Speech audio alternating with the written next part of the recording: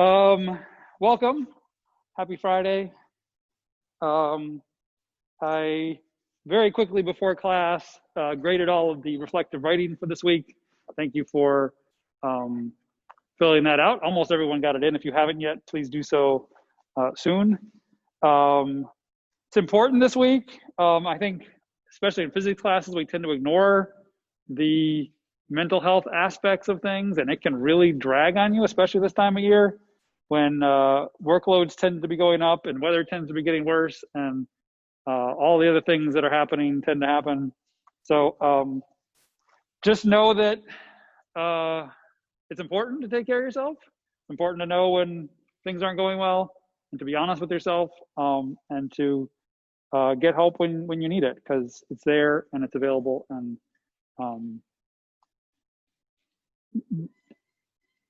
we all tend to put a lot of pressure on ourselves to do well, I think, especially physics majors. We're all high flyers. We're all used to being the smartest person in the room. We're all used to doing the best.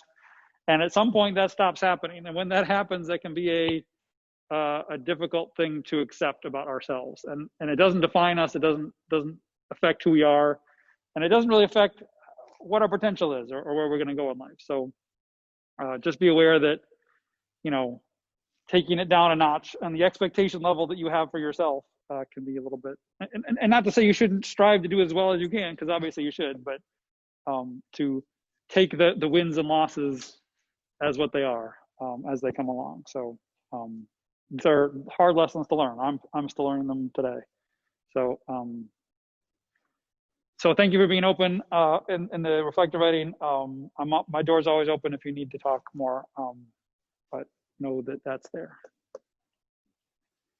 Okay, what else? Happy Halloween. Excellent costume. Well done, Bailey. Bailey wins the costume contest for today. Would have if everybody had tried, which nobody else did, sadly. I was gonna wear I have a nice wizard hat with Mickey Mouse ears, but I totally forgot to grab it on the way down. I know. I'm the worst. I get one good chance to wear it a year, and I didn't even bother to do it this year. It's awful. It is a 2-minute run. Not sure it's worth it. Maybe it's worth it. Maybe I'll bring it Monday. A post-Halloween costume? All right, that would be all right. Good. Anything else? There's a new Kappa up. It's due next Thursday. You can get started on that already. We've already covered a lot of the stuff that's on there. So feel free to dive into new fun problems in Kappa. Yep. All right, where were we? We've been talking about R factors and resistances and ways to calculate heat flow through substances given factors like thermal resistivity and things like that. We'd written an equation on the board which looked like this. I'll just write it down again because why not?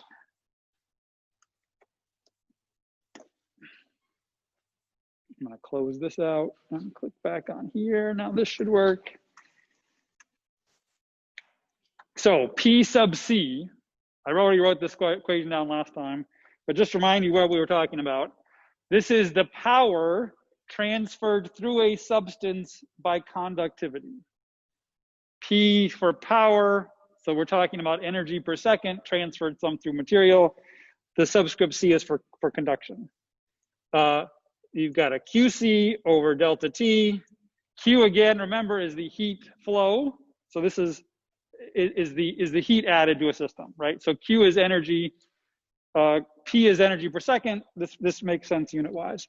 So this is just sort of just the definition of Q and P, right? This isn't anything new. Power is just energy over time. This is where it got new. Surface area of contact divided by this thing that we call the thermal resistivity, divided by a delta T. So you've got two regions that you're separating. That will define the heat flow through the object in between. Okay, so how is this going to work in general? You put two surfaces in contact with one another. That's how conduction happens, right? And so we can visualize that schematically by this. Here is one substance, and here's another substance, and look, they're in contact with one another, right? So it might be, if we plot the temperatures of these two things as a function of position, let's say this is X position across the boundary between these two objects, we can also plot the temperature at T equals 0. When we put these in contact with each other, we might have the hot one at a very hot temperature and the cold one at a rather cold temperature, right? This is a representation now of the temperature in those two regions as a function of position across them. So what's going to happen, right? It's not true that they're instantaneously going to reach some equilibrium value. It's going to take some time. It's also not true that the temperatures of these things are going to change throughout them instantaneously together, right? Unless the thermal conductivity, thermal resistivity is really, really low, you're going to get some interesting behavior that happens. So at some T equals short, some short time interval later, right? What is this going to look like?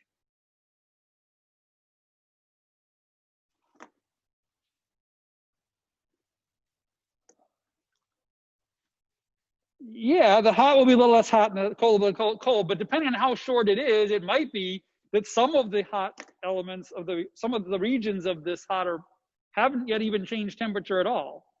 And it might be true that some of the cold regions haven't even changed in temperature at all. What's going to happen first is the boundary layer will have to come into instantaneous contact and have sort of a smoothly varying temperature across it fairly quickly, right? But it might be that some weird situation is set up where you get some temperature gradient looks like that or something. I've made that too low. It can't go lower than it was before, when it started, but something like that, right? And it might be that it's some T equals medium. As time goes on, you might have something that looks like this, where it's a little bit, less of a drastic temperature difference between one and the other. And if you wait long enough, of course, you will eventually reach the point where the temperature is perfectly uniform across all. But that's going to take some time, right? It is an interesting physics problem to plot temperature as a function of X across these boundary and plot it over time. That is a difficult problem to solve. And in fact, it involves partial differential equations. But it's really cool when you get to 300 level physics classes, and even there's a problem in math methods next semester where you'll be thinking about partial differential equations and solving not this exact problem, but problems like it. It's really cool because the math can tell you exactly how that's going to happen and what the curve is going to look like. But we're not there yet. We're going to do simpler problems this semester. But look forward to that. It's going to be really cool when you develop those mathematical tools to be able to apply them to interesting problems like this and see what happens over time. So what kinds of problems are we going to be doing? We're going to be thinking about reservoirs. We're going to be thinking about, so let's say you have some hot and some cold, and you've got some intermediate value, so those are the heat capacities of those are so big, it's like heating your house, right? The outside, you're not going to heat the outside almost any, right? There's too much heat capacity out there. You're going to heat the inside of your house, and you're going to have some source there of energy that's keeping it at a constant temperature, and there's going to be some energy flow, therefore, through your walls and through your windows and through your insulation, right? So that's the kind of problems that we're going to be thinking about. So we have an intermediate substance.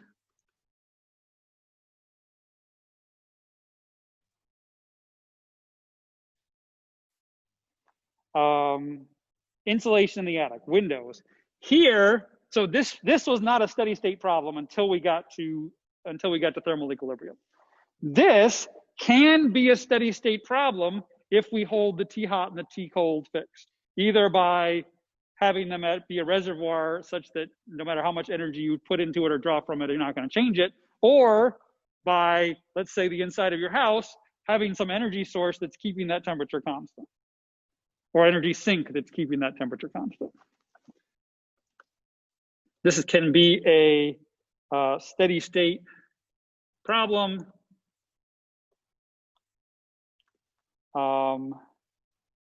If reservoirs are infinite or energy source or sinks exist.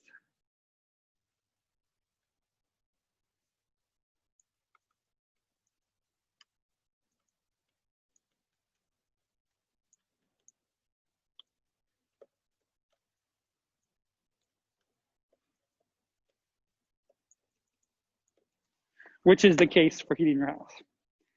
Okay, so let's define one other term that's going to be useful. That's thermal conductivity.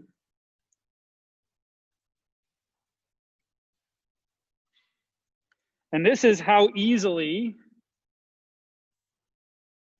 energy passes through a substance.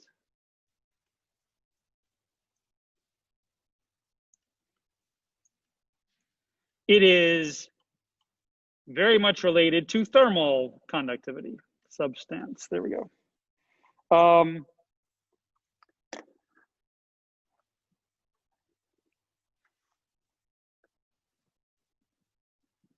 So you can imagine the formula for this is going to be, it's going to have to have R, inverse of R, right? Whatever R is, the bigger R is, the smaller the larger the resistance, the smaller the conductivity. So we usually call this with the lowercase k, and this is just L over R, where L is the thickness of the insulation or whatever substance you're doing, and R is the thermal resistance.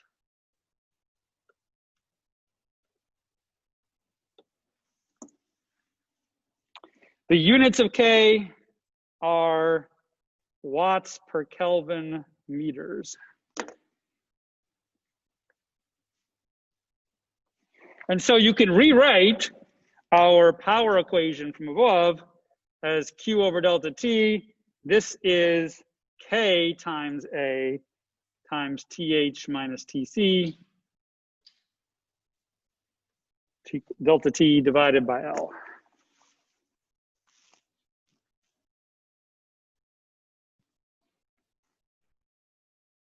Okay, you've got a problem on this week's homework set where you're going to have to deal with multiple slabs. So let's think about multiple slabs.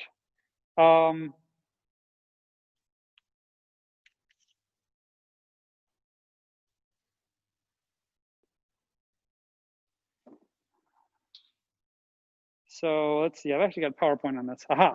So this is the kind of picture we're thinking about, right? We've got some hot reservoir at TH, we've got some cold reservoir at TC, and you've got some insulating material in between them, and you can imagine the energy flow through that insulating material. And the thermal conductivity will tell you what that energy flow is. Just like the electrical conductivity, if you have some high voltage and some low voltage point, and some resistor between them, the resistance will tell you how much current is flowing between that in that wire. The thermal resistance will tell you how much energy is flowing through that slab. It's very similarly set up mathematically and physically. You can also, though, imagine having two slabs of different materials, maybe with even different thicknesses, set up between your two things.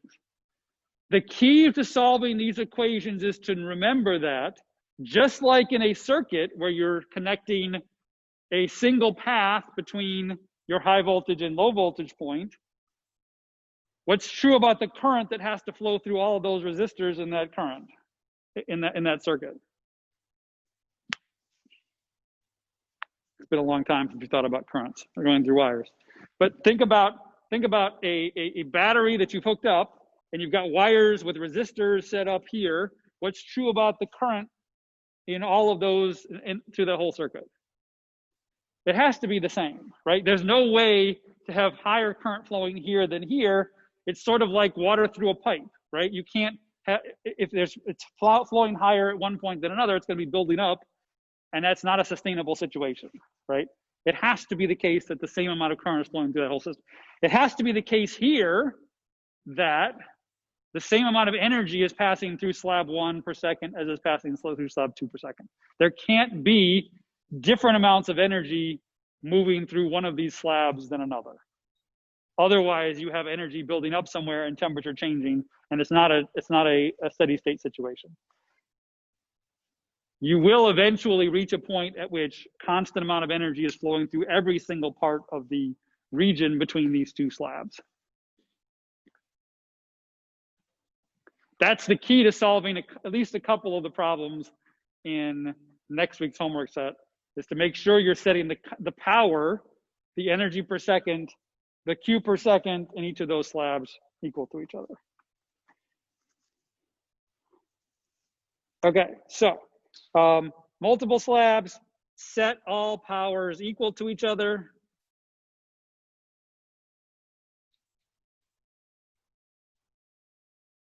Same Q through all layers. Same Q per second through all layers.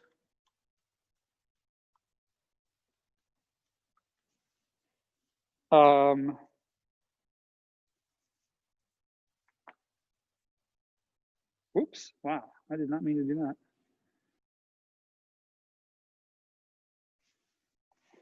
And as before, we saw the resistances add in series. So the total resistance through each of those slabs is just the sum of the individual resistance that make up that layer. So it's also the case that the total length divided by the total, if you want to add up the conductivities, you have to do that in 1 over k plus 1 over k plus 1 over k equals 1 over plus 1 over k, because it's the resistances that add in series. These guys, this is the sum of the individual lengths divided by the individual conductivities. And that's going to be important. You can't just add those conductivities up. You have to add them in inverse space.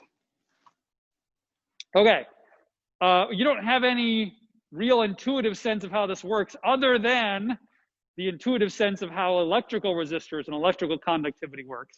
But let's ask a couple of concept questions anyway to see if you can make that analogical jump. So here we go. You ready?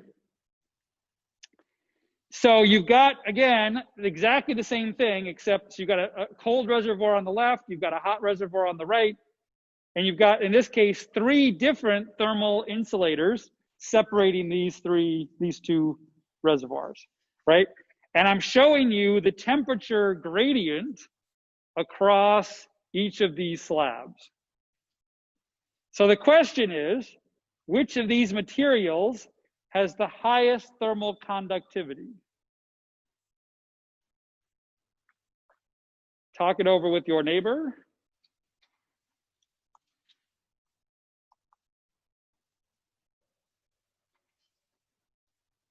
You've got 3 choices, A, B, or C. Go. What do you think? Which is conducting energy the best, the easiest? And which of these slabs is the easiest for thermal energy to get through?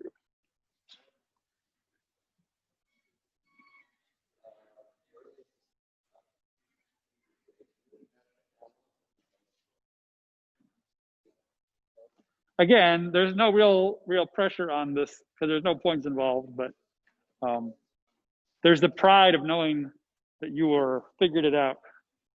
That's what we're playing for today. 20 seconds left.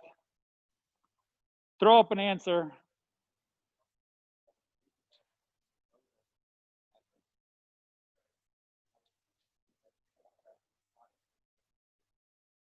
Eight seconds left.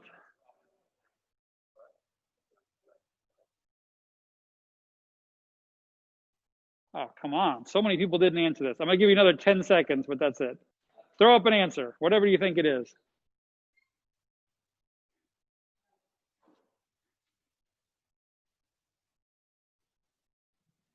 All right, I'll shut it down. Ooh, somebody just under the wire. Hold on. All right, let's see what we got here. Oh, okay. Some for A, although not many. A few for B. And we do have a majority who think it's C, but it's not by much. anyone want to make an argument for any of those? Go ahead, Charlie. All right. So I was thinking about the same amount of power has to run through each of these materials. So yeah, the Zoomers can't hear you. I'm just going to repeat what you said. The same amount of power has to go through each of the materials. And so I'm thinking if you have a larger delta T. If you have a larger delta T and a smaller L,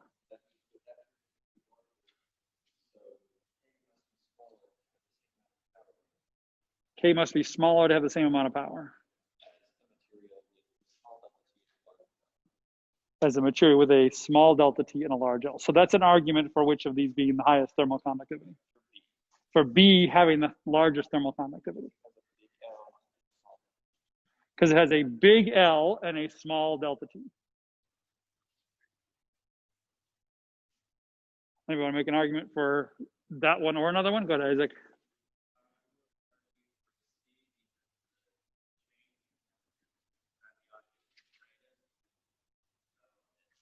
So C, because the delta T is the greatest across it.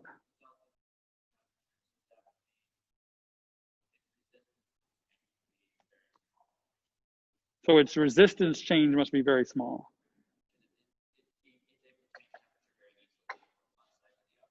It's able to change the temperature very easily from one side to the other. Interesting.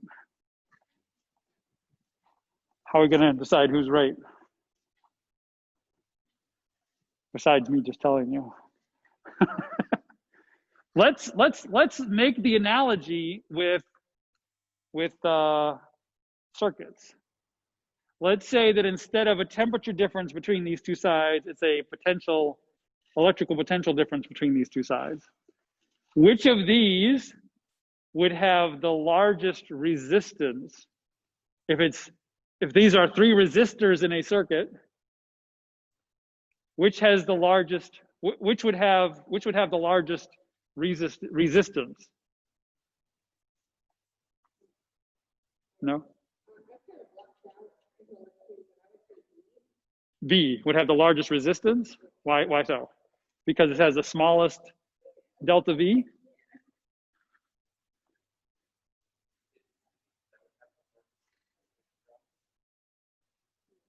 Sorry? C would have the largest voltage drop. Does that imply the largest resistance?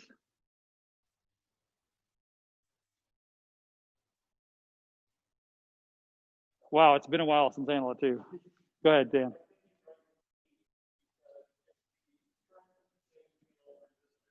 Right, which it has to be. Yep.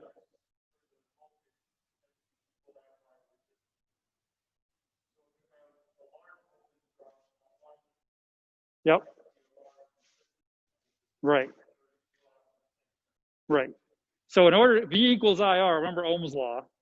So in order, because the current is going to be the same through all of these, just like the energy flow is the same through all of these. If you have a current or a simple circuit with three resistors in it, and they have different resistances, the voltage drop across the largest resistor will be the largest. The voltage drop across the smallest resistor will be the smallest. It has to work the same here if the analogies are going to work, right?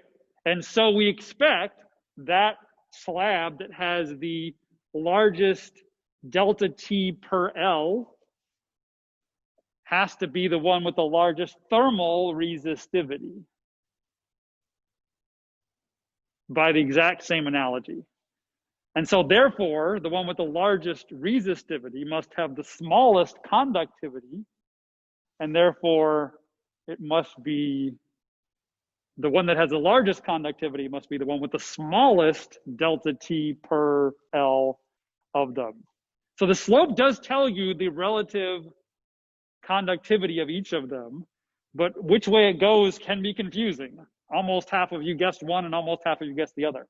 But if you remember how your circuits work, hopefully you can remember how this works too. It's exactly the same way.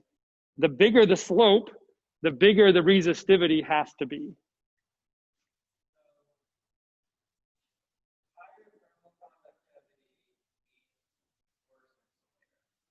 That's right. That's right. Higher conductivity means lower thermal resistance, which means worse insulator, right? A good insulator has a high resistivity, has a high temperature difference between the two of them. It's very difficult for energy to pass through them. And that's what gives you a good resistor. B is a terrible resistor because apparently energy flows pretty easily through it. And you can tell because the temperature doesn't change much from one side to the other. Okay, I've got another one here. I don't remember exactly what it is. Hopefully it's easier now that we've had this discussion. Which is the best insulator? We've in fact already answered that question. I'm going to ask it anyway. I'll give you 30 seconds on this one. Give yourself some brownie bonus points. 3 choices, go. I'm going to stop it after 30 seconds. So get your answers in.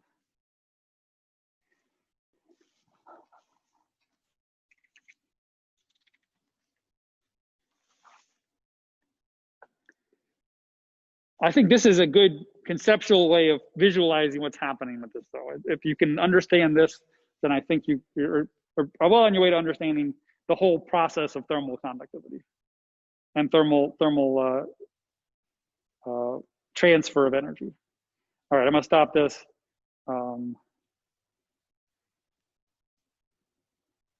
Okay. Ooh. Well, nobody guessed A this time, but that's good. A has the intermediate one. But again, the best insulator has to be the one that is the highest thermal resistivity, and that has to be the one that's the opposite of the conductivity, right? Thermal conductance, B was the highest. It has to be the case that C is the highest for thermal insulation. So the R value of C must be the highest. This is the best insulator here. Okay, if you still don't get this, stop by and see me. We can go back and forth and hopefully sort it out.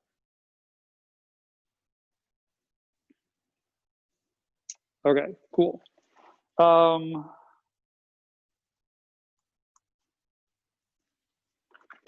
Okay, that's really all we need to do about thermal conduction, about conductive transfer of energy. Let's talk about the other one. We're going to remember there's 3 of them: conduction, radiation, and did you have a question, Isaac?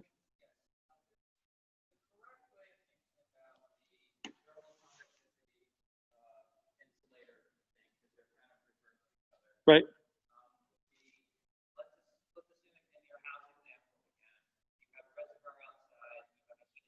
Uh-huh.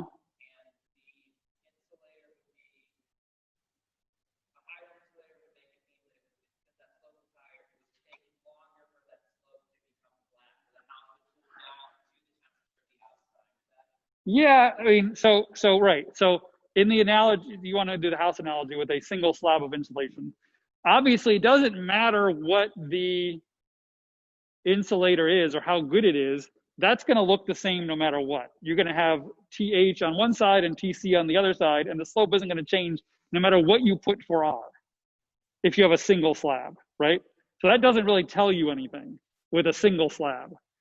But the energy flow through it will, right? How much energy is flowing through it will be drastically dependent on what that resistance is, the resistance value is. But it's if you have multiple slabs with different resistances, that you'll see those different slopes, and you'll know which one is the better insulator and which one is the worst insulator. I'm not sure I answered your question.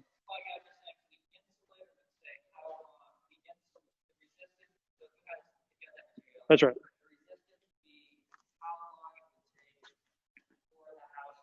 That's right. The resistance is going to be what the energy flow rate through that thing will be, which is going to give you how long it's going to take your house to cool down. That's right. Or how much you have to heat it, how much energy you have to put into it to keep it at a constant temperature. That's why you want really bad thermal conductivity. You want that energy flow rate to be very small so that you don't lose much heat. It takes a long time to cool off. And also you don't have to put as much energy into the system to keep it at that temperature. Yeah, both of those things are true. Okay. Radiation.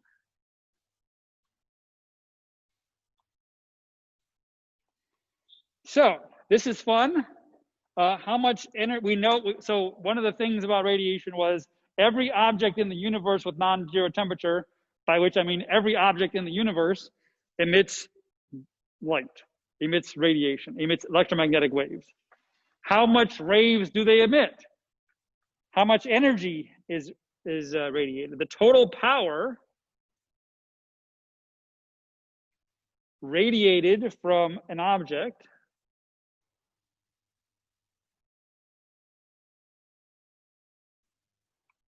by this thermoelectric radiation from an object goes as T to the fourth power. This is one of the most powerful, highest powers of any law of physics that you'll encounter. It's pretty impressive. Here's your formula. P due to radiation, how much energy per second an object is emitting, is equal to sigma times epsilon times A times T to the fourth power. So let's define some of these terms. Sigma is the Stefan Boltzmann constant.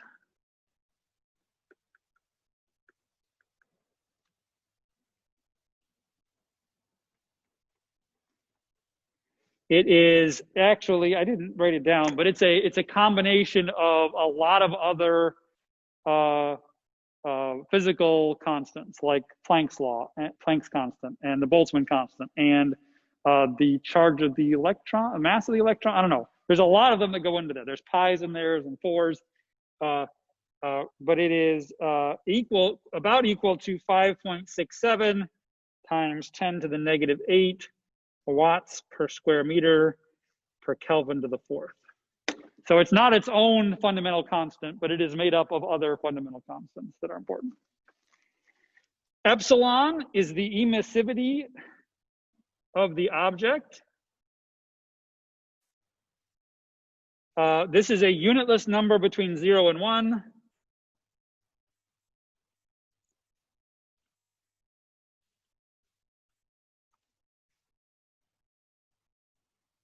Zero and 1.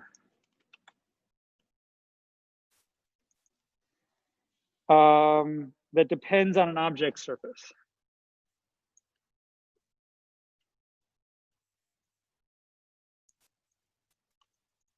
I'll say composition and surface.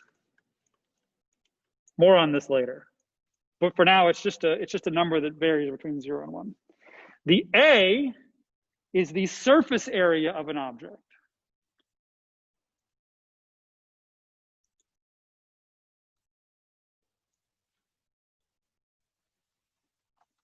And T is the temperature.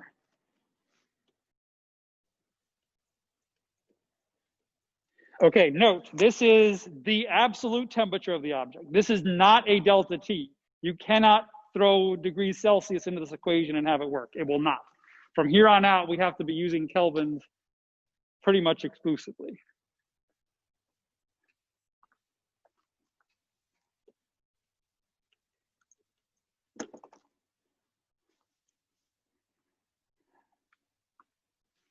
Okay, so that is how much energy. So here we go.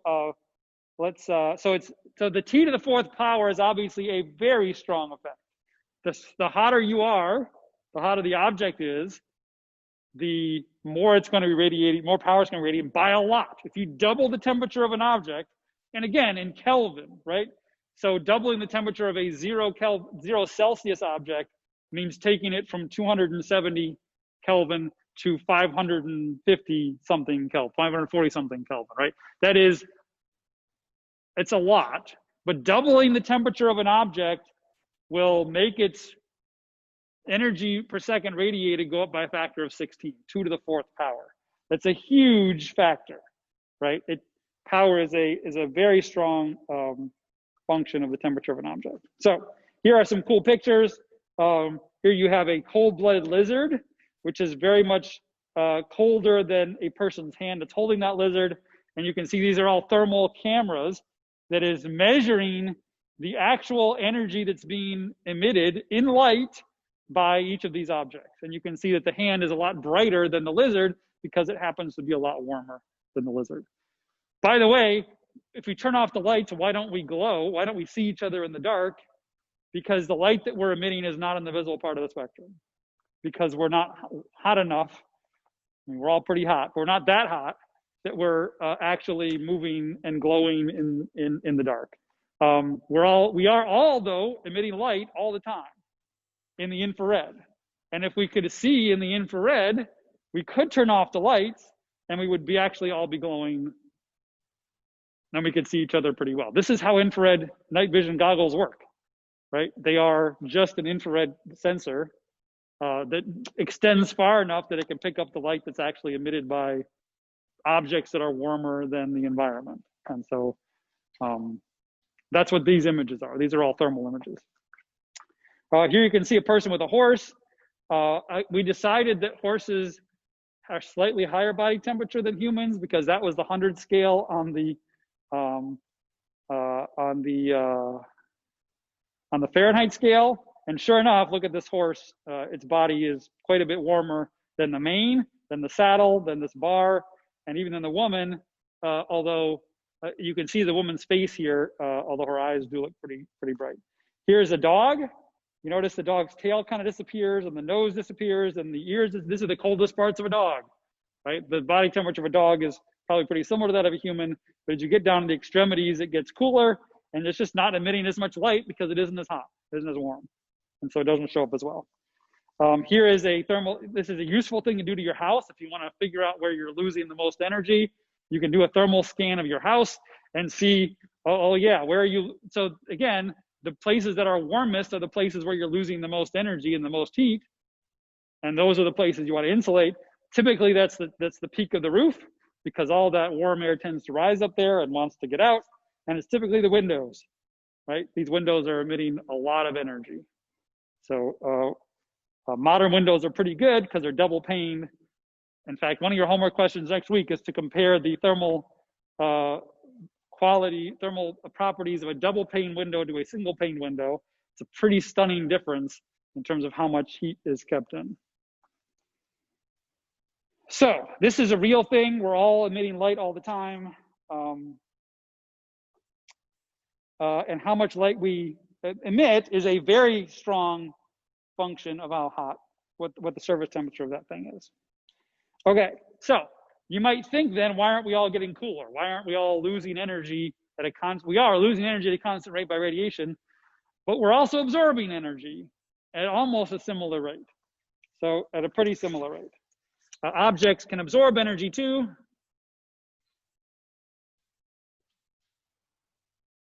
Absorb radiation energy also.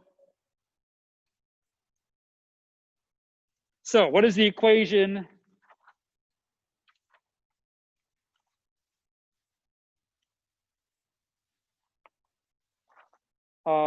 that governs how much energy is absorbed by an object?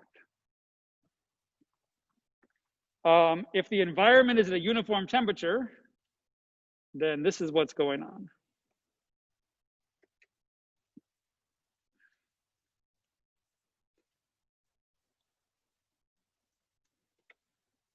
If environment is at uniform temperature T, then the power absorbed by an object will be equal to, ready for it, sigma times epsilon times surface area times the T environment to the fourth power. It's exactly the same equation.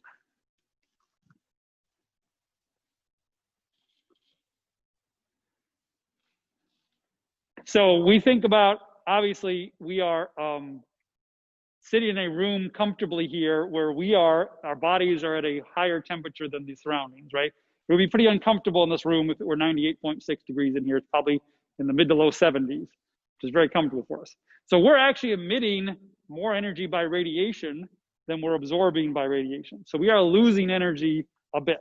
But there's also other things going on because there's air in the room, and that is providing some thermal, actually probably we're losing more energy that way too, but we're also generating energy by digesting and by moving around and by thinking and all sorts of other things as well, we are generating energy internally that is helping to keep that body temperature up. So Tn is the environment.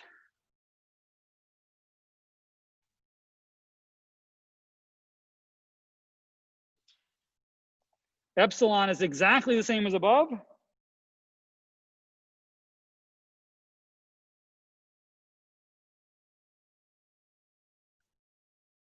It is, so the epsilon, it's a function, it's a property of the object itself. And it defines how easily, basically, light is absorbed by that material. This is really what epsilon is. How easily, what fraction of incident photons, incident waves of light are absorbed by that material as opposed to reflected by that material. Basically, how bad a mirror is it? Epsilon is a quality of how bad a mirror it is. The shinier it is, the more reflective it is, the smaller epsilon will be.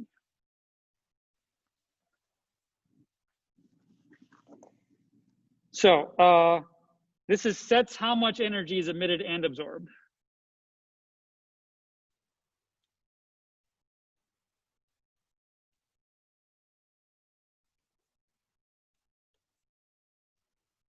So it's easier to think about it in this context, though, because we have some sense of what that's going to look like. Think of this as reflectivity.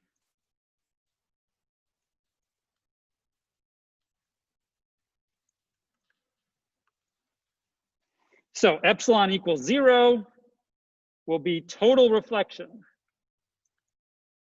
Every single wave of light that hits it is reflected from it and absorbs none of it. Total reflection. A perfect mirror.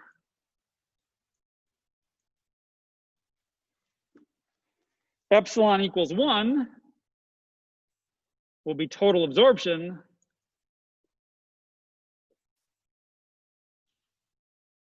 Perfect absorber. Incidentally, that's also a perfect radiator, because it's the same processes, it turns out, that is involved in absorbing these light waves that is involved in emitting these light waves. So epsilon equals 1 is also known as a black body radiator. So epsilon equals 1, that is. If you have an object whose epsilon is equal to 1, we call that a perfect black body radiator. Why do we call it a perfect black body? Why do we call it a black? Why do you call these things black bodies? Because it's not reflecting any light. That's right. It will be absorbing every single particle of light that hits it. These are weird things.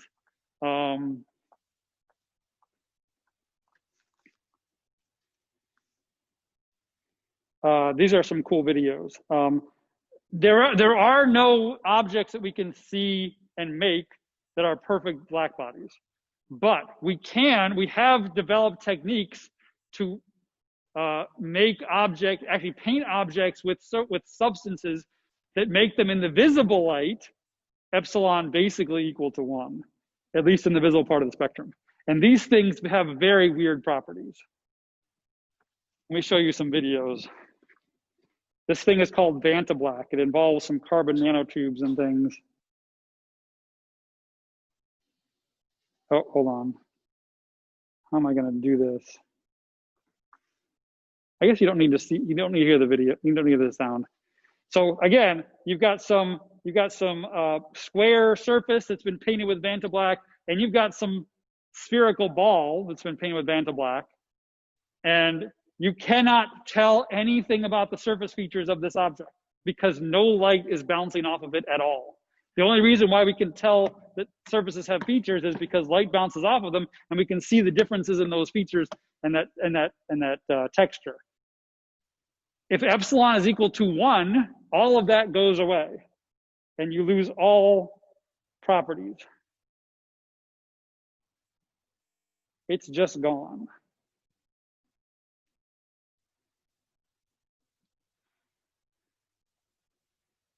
It's wild, wild stuff.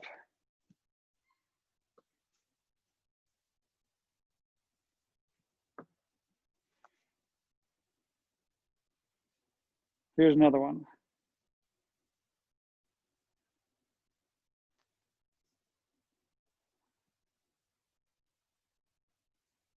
So these two masks have exactly the same shape. They have exactly the same three-dimensional structure. One of them is painted with Banta black, one has not. Pretty crazy stuff. Sorry?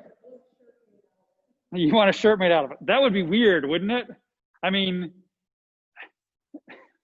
it's just weird. You're just gone. There's just nothing there. There's no features at all. You can't tell anything about it. Light is just, it's like a black hole. It's literally nothing. All the light that's hitting it is gone. It just is totally absorbed.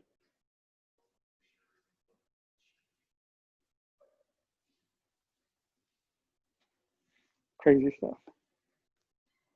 Anyway. That's, if you had a perfect black body, it would look like that in all wavelengths. Those aren't perfect black bodies because outside the visible spectrum, they do reflect some light. It's just really difficult to make anything that works that way. But that's as close as you can sort of come to visualizing what an object like that might look like. The highest that we encounter usually in everyday lives is, in the 0.6 to 0.7 epsilon range. That's pretty like coal, non-polished coal will be in the maybe 0.8 range. So then, because it's absorbing all of the light, it's also emitting. It's also a perfect emitter of light. That's right. And just the only reason that it's black is because we cannot see the wavelengths that are being emitted, but because it's not hot enough to emit light that we can see. That's exactly right. The sun is like super cold. It would just be completely black. Yeah, the sun isn't a perfect black body radiator, but it's pretty good. But yes, if the sun were cold enough, although Jupiter, it would probably look a lot like Jupiter, right? Jupiter is a sun, has the same composition as the sun. It's got slightly different atmospheric things going on, so it might not have the same stripes that Jupiter has, but yes. And the only reason we see Jupiter is because sunlight is shining off of it and reflecting off of it, right? It's not a perfect black body radiator either. And in fact, I don't know what the albedo is kind of the same kind of thing for planets and things, which sort of defines how reflective they are, basically. So I doubt Jupiter's albedo is tremendously big, but honestly, I don't know. But that's a good question. Dr. Steinhauer, one more question. Yep. So I don't know how much this has to do with thermodynamics, but obviously black body radiation was a big thing for Stephen Hawking. Yeah. And black holes. So does that mean that black holes have a temperature? Yeah. So the question is, the question from the Zoomer was we know that black holes. Stephen Hawking was very interested in black holes, and does that mean that black holes have a temperature? And I think the answer to that question is yes. You can define a thermodynamic temperature of a black hole, and I think it's a single parameter system. It only depends on the mass of the black hole. And I think the more mass of the black hole and the bigger it is in terms of event horizon, the cooler the black hole is. I think the smaller you make that black hole, the hotter it is. But it's a purely thermodynamic thing, and it's not radiating in any way near the way a normal system radiates. But it is, so it's you can't really think about, you would think, oh, black hole, perfect black body. Yes, it's a perfect absorber. Every photon that is incident upon it is absorbed, but it doesn't have the opposite property that those photons are radiated at the same rate. It does not. Things do come out of a black hole by Hawking radiation, but it's not the same process at all by which we're talking about this thermal stuff. But there are other ways that you can think about thermal properties of black holes, but good question. Okay, I put one more equation on the board. This is, I don't think we're gonna be running into these anytime soon. But if you want to know the net power gained or lost by an object by radiation, you just have to add the amount that's being absorbed and subtract the amount that's being radiated. And that's how much total power is being changed, how much Q per second is being changed by that object over time. Okay, have an excellent weekend. Enjoy Halloween. And I'll see you Monday.